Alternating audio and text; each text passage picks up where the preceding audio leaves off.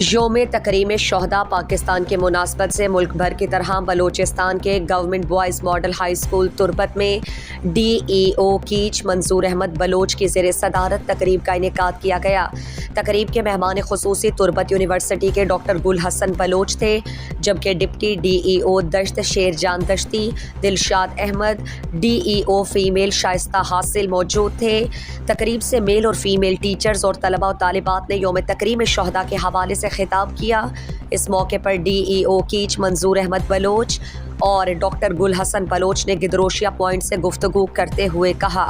تک شریں آرگنائزڈ ایک programme conduct کو اسکولے گا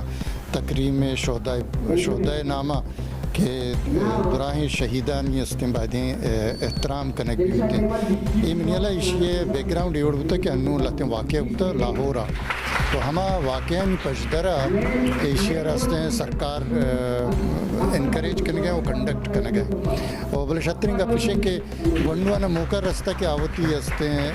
کیپیسٹی پیش بدارہ ہوتی ہستے ہیں اسکل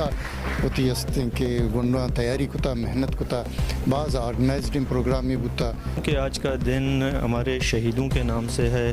تو یہ وطن عزیز کی حفاظت کے حوالے سے ہمارے شہیدوں کی جو قربانیاں ہیں وہ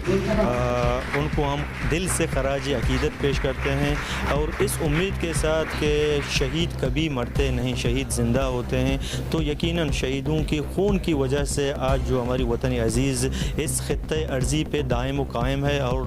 قیامت تک انشاءاللہ دائم و قائم رہے گا۔ تقریب میں شہداء کی خدمات کو خراج تحسین پیش کیا گیا۔